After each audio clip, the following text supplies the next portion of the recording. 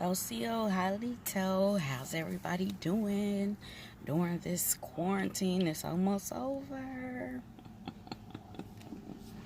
Well, if y'all been watching my channel for years, I've been doing in-depth research on my bloodline, on my genealogy. And I know from oral tradition and what I've researched, okay? But throughout the years, I've been getting deeper and deeper and reading different books and going to the genealogy library. That has helped me a lot. But the oral tradition was first, and then I researched. And a lot of my ancestors say white or mulatto, and then they say colored, okay? So, with the mulatto ancestors, I've been reading, and I got this book, this recent book, because I've been looking into my Virginia, Maryland ancestors, okay? I got this book, Along the Rappahannock, okay? Shout out to Anita Wills. Excellent. She did research, and she did this over years because, I found out years ago that Walter Plecker and Margaret Sanger and other people, they fought hard to conceal our identity. They reclassified our ancestors. This is why when you're looking for your American Indian ancestors, it says mulatto. You see a lot of mulatto. Okay? And mulattoes were American Indians mixed with African, Creole, or European. Okay? A mixture of all of that. And like with the Nanzatico tribe, they were enslaved and killed because they retaliated for someone taking their land. They retaliated and put the scalp down on some people. So some of them got killed, some of them got deported, and some got enslaved. Like, they enslaved the children. And I'm just like, wow. And when they enslaved the children on this plantation, it was named after the tribe. Now, a lot of tribes, they were displaced when the Europeans came, so they banded together. They knew they were all American Indian, indigenous, aboriginal tribes, so they banded together. And so they banded together, and some of the Rappahannocks and other tribes banded together under this Nanzatico. But the children bore children and bore children, and so we're still here. So a lot of my ancestors, they came from King George, from King George County to Fredericksburg, I believe, and even to Culpeper. Because a while ago I was looking into the Tutelo and the Saponi. They are the Eastern Blackfoot. Okay, they are the Siouan tribes. You have the Algonquin and you have the Iroquois. So, my mother's ancestors, they came from Louisiana, and then Alabama. So you have the Caddo, the Choctaw, because at one point in some of my research, the Caddo merged with some of the Choctaw, and then years later they broke off. So the Caddo, the principal, the chief tribe, the towns where her ancestors were like Minden, northern Louisiana, and then some of them they came through the port in New Orleans. Okay, they came in that way. So some of them are from southern Louisiana and northern Louisiana. And see, a lot of our ancestors didn't leave with the Trail of Tears. They stayed with their land. And when they stayed with their land, they converted to Christianity, and then they were reclassified as mulatto or colored. Okay, but oral tradition stories kept alive that our ancestors were American Indian. Okay, and like my mother's brother, one of the oldest ones, he was telling me about how his grandmother was full-blooded Indian. And I was doing research on that, and that's how I traced the people in Minden and Alabama. The Alabamas, they were the Creeks, and then the Choctaw. And so that was one side, and then one side, the Braziers, the Braziers, they are the Choctaws.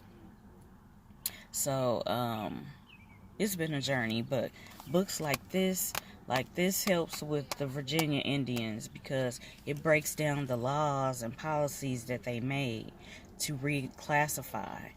And like what's his name, Walter Plecker, was like, if anybody tries, if a mulatto or a dark Indian tried to claim their Indian ancestry, it said that they were mongrels and all kind of shit. This motherfucker is savage. Walter Plecker, he's a for real fucking savage.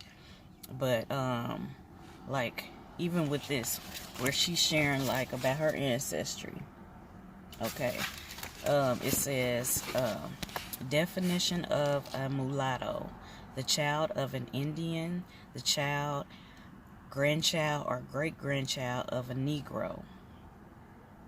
So why does it say a child of an Indian and a child of a Negro?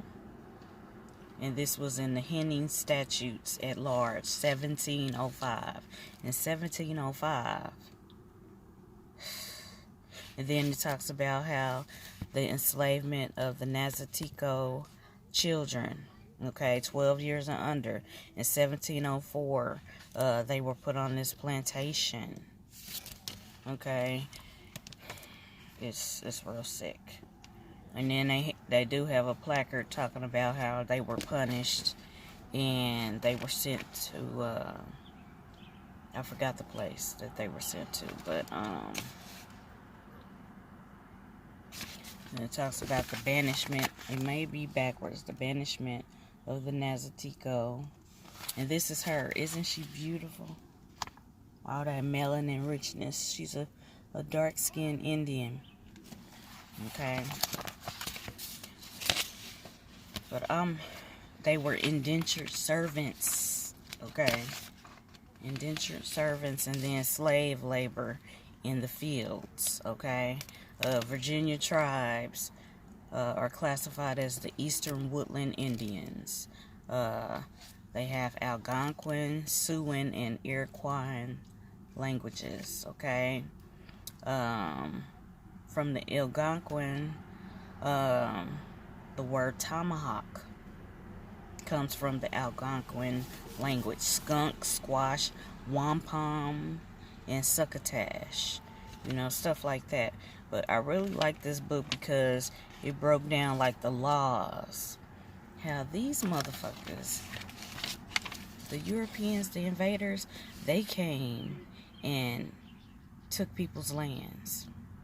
And then they started writing rules to say, oh, you can't have your land, you can't grow corn, and that was like they cash crops. You can't grow corn. So not only did they take their land, but they took their cash crops in. Oh, you can't grow corn, you can just grow the other stuff. I mean, they could eat off of the other stuff that they grew, but you know, these motherfuckers was dirty. Walter Plecker and his gang, they were really dirty. And the Nanzatico, they were in Caroline County also.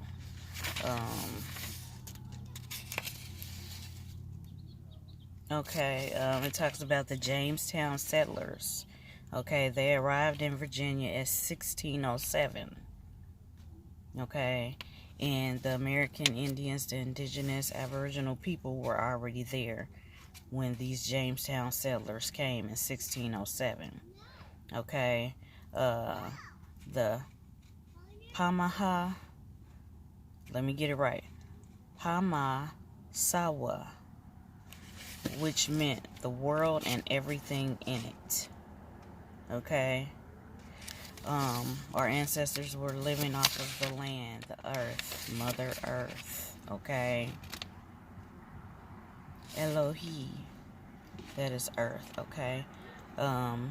This Wintu woman said, they plow up the ground, pull down the trees, killing everything. They pay no attention. How can the spirit of the earth like them? Everywhere the American has touched it, it is sore.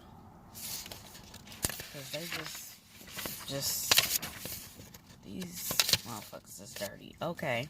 And then she talks about how in Fredericksburg, it was a lot of free persons of color. And they could live there, they could own property, they could marry and make a living. But they only could do it under the Free Persons of Color banner. They couldn't do it, you know, under the Indian banner. And so, like, with the racism of them saying, okay, they're going to mix with the Indians so they can inherit their land, but they didn't want any of the dark Indians or the little bit of Africans that were brought over here. They didn't want them mixed in the tribe. And so they had racism. And then it pulled down into the tribes there. The tribes didn't want anybody that looked Negro. So they started imploring these policies, okay? If you looked a certain way, you didn't get accepted in the tribe. And a lot of their churches, like the Rappahannock tribe, their church, this one Rappahannock woman, she wanted to marry a free person of color, and they wanted to join the church, and they couldn't fucking join because of that. Foul. Okay. And it also talks about the Paxton boys. They are the enemy too. The Paxton boys in Pennsylvania, they declared it was no more Indians. How you just gonna say, oh, it's no more Indians? Okay. And then the census records dropped the designation of Indian. It wasn't even on the census records. So these are the great lengths that they went to make sure our indigenous ancestors, the dark Indians, they didn't claim their heritage, or even so-called full-blooded ones couldn't claim their Indian heritage because they dropped it off the census records. And they only noted natives as colored, Negro, mulatto, or black. Let me say that again. The census records dropped the designation of Indian and noted natives as colored, Negro, mulatto, or black.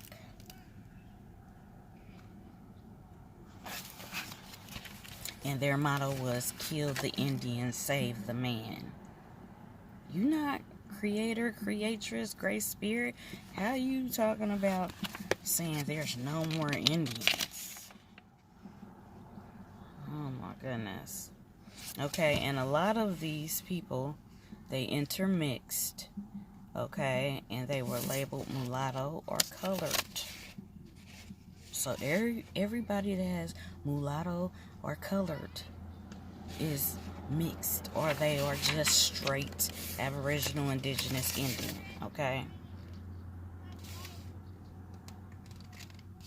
Right. Then it talks about the Susquehannock, okay? In 1773, the Paxton boys slaughtered some more people. They were anti-Indian vigilantes, okay? The Conestoga Susquehannock Indian Tribe. A lot of their tribal people worked as servants on local farms. Okay, a lot of our ancestors were farmers and laborers. Like my mother's ancestors, they still owned their land because they didn't leave with the Trail of Tears. They stayed with their land, okay?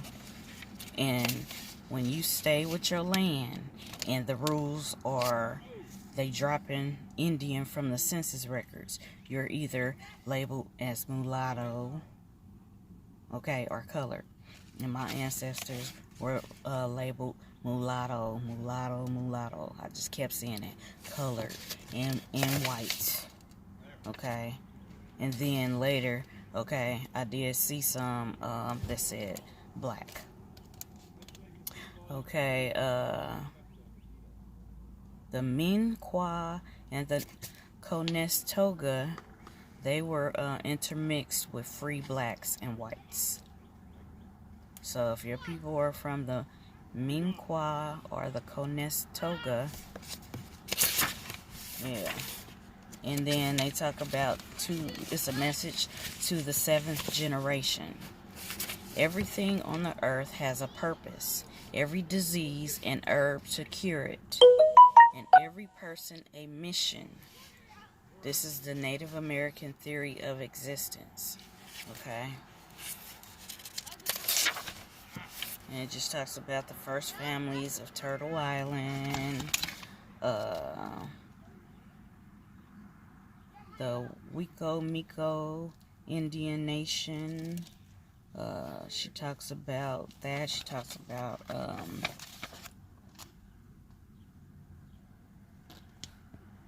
just a lot of, it's just disheartening. And it's like we are picking up the pieces, putting together a puzzle of our ancestral history, our genealogy. We are solving the riddles. We are solving the puzzles. We are the investigators, the researchers, claiming back our true identities. So that's what it's about.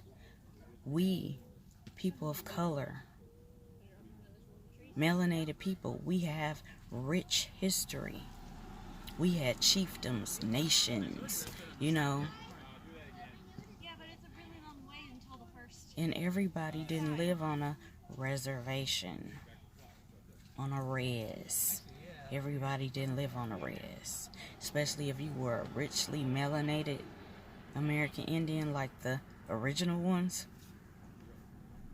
Because, see, they wanted to whitewash the Indians. So a lot of Indians have white blood in them. And so they walk around and they're looking straight up white. Now, they do have, some of them do have our ancestors' blood in them. And a lot of them don't. That's when you have the $5 Indians. But I'm just sharing some of my journey with researching. Like I said, my mother's tribes and then my father's tribes, a lot of them came from Virginia. This is why I got this book. I ordered another book, That the Blood Stay Pure. And then I read some books at the genealogy library and looked at old maps and the marriage records, to see the names, because they changed it from the matriarchal to the patriarchal. So you have the males or the father's last names. So a lot of the father's last names, I could really trace that easy, just fast.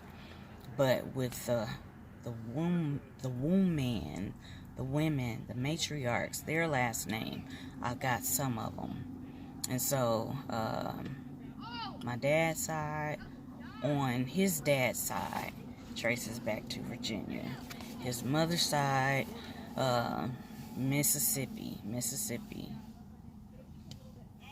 Yes, Mississippi, the Mississippian culture, the different tribes. So yes, a lot of the records, when I found ancestors' names on the Dow's rolls, they said Cherokee or Choctaw, and some said even Chickasaw. But I know my dad's side is mainly Cherokee and Creek. Cherokee and Creek. And then my dad's side are the Virginia Indians. And even I looked up one ancestor, and somebody did some research on them, and she just said, like in her notes, the person that wrote the notes, she was like, she was a Maryland Indian. Okay, and then I researched, what are the Maryland Indians? Who were they during 1600, 1700, blah, blah, blah. And so I just kept going. And a lot of these tribes, there's still a stain of that, the policy that Walter Plecker put in place, that if you was white and Indian, you can claim your Indian ancestry. But no, if you was quote-unquote African and Indian, quote-unquote black Indian, you couldn't claim your Indian heritage. They called them freedmen, the freedmen, free people of color. So, like on the Dow's record, it says Choctaw freedmen, Chickasaw freedmen, Cherokee freedmen. It just means that they were the dark Indians of that tribe. And they were a lot of times full-blooded. Okay? But it's like when it's the freedmen on there, they don't put the ratio of the blood quantum. It just says Cherokee freedmen, Choctaw freedmen.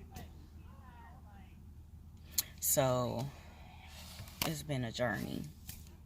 It's been a journey, and I've been working on getting cards for my family to where we have citizenship in a tribe, in a nation, in an Aboriginal indigenous nation. But the thing is this: white people, so Caucasian people, they don't need a blood quantum to say who they are. They don't need a citizenship card. You know what I'm saying? They just are that. But my oral tradition tells me what I am, what was passed down. And with my research, I added that to it. So I know that my family is Aboriginal indigenous, and they come from various Virginia Indian tribes, Louisiana Indian tribes, Alabama Indian tribes, and Mississippi Indian tribes. Okay, and Virginia, that whole area, when they came there, it wasn't Virginia, Pennsylvania, Maryland, all of that. The invaders put those boundaries, okay? Yes, the different tribes had little boundaries, but they were respected, and we traded with each other and had conversations and interacted with each other. And yes, we did have wars when people overstepped their boundaries. That's just natural law. If you show disrespect, you're going to be matched with disrespect. So, but when the invaders came, they did a whooping on our people with the pen. They changed laws so you can't claim your true heritage. But today, with everybody waking up and knowing who the fuck they are, it's like, it ain't no stopping. It ain't no stopping us. We know who we are. Okay, we are the melanated Indians, indigenous Aboriginal people, and we go by our tribal names. And, you know, I know a little words here and there from the different tribes that my family bloodline is of. I know some Cherokee words, some Choctaw words, okay, a little of the Caddo words, the Caddo and the Natchitoches, okay, and then they do have the Nagadoches. also, but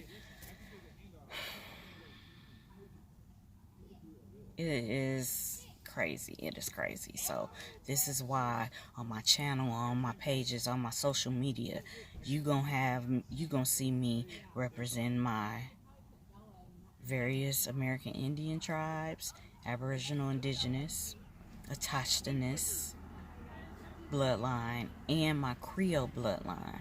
So when people are Creole or they're Melungeons, Maroons, Quadroons, these are a mixture of peoples of color. And then the invaders that came, like my family has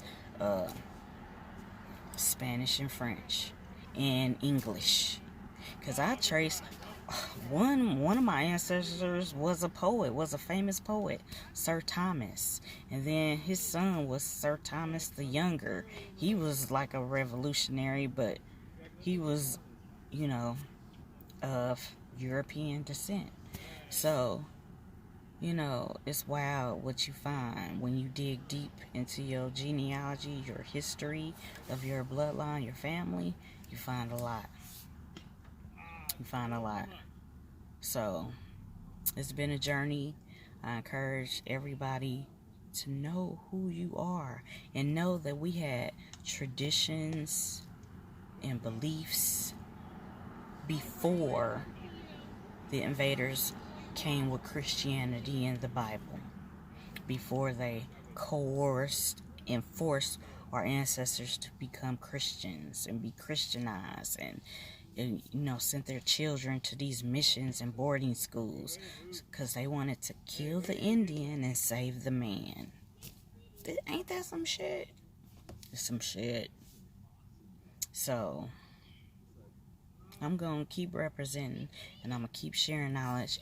And part of my Creole ancestry, this is why I do those spiritual readings with the cards. I have cards, I have arrowheads, I have different things that I do that's from that Creole mixture of the cultures, okay? Yeah, and even a lot of the Louisiana Indians have not only French, Spanish, American Indian, and African, but they have Cuban, and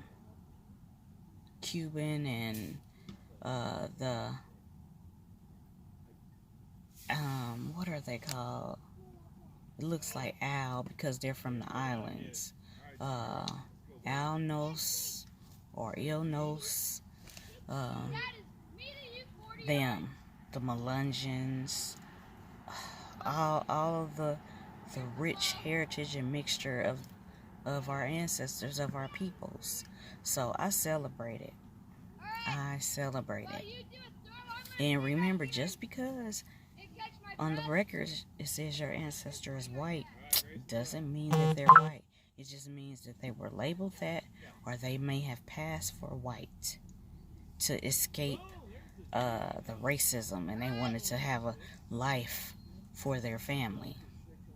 So just because it says white doesn't mean that they were truly white. They just were a light-skinned version of American Indian, Creole, Melungeon, Alnos peoples. And a lot of the Indians in Louisiana, they have Haitian,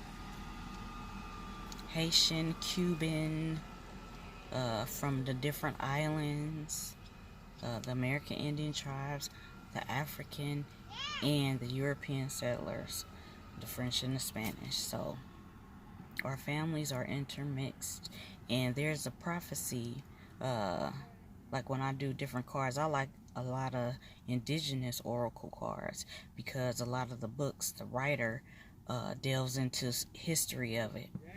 And this is why I love those, because they talk about the history, and the prophecy talks about a time of the blendings.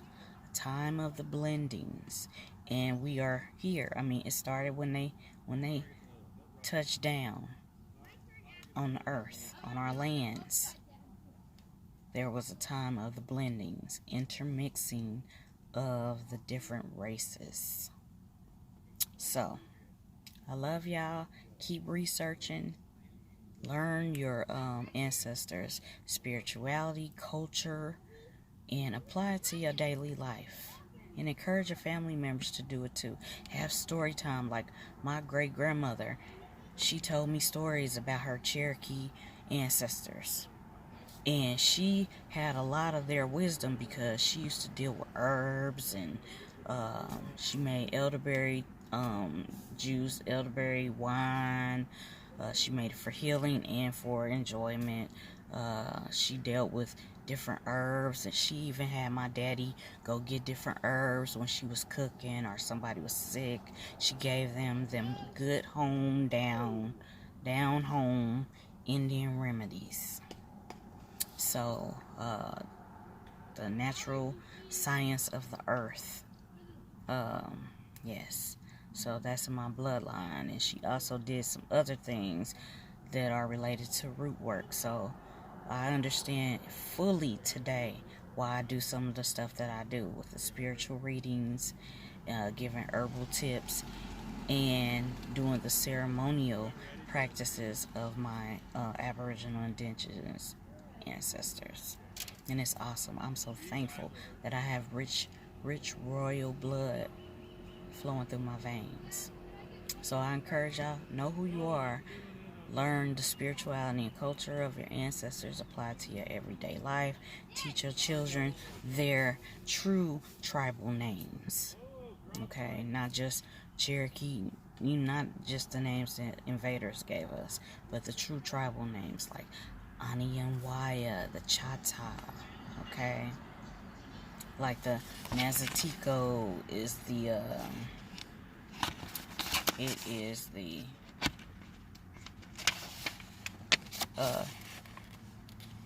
Nantaughtacund.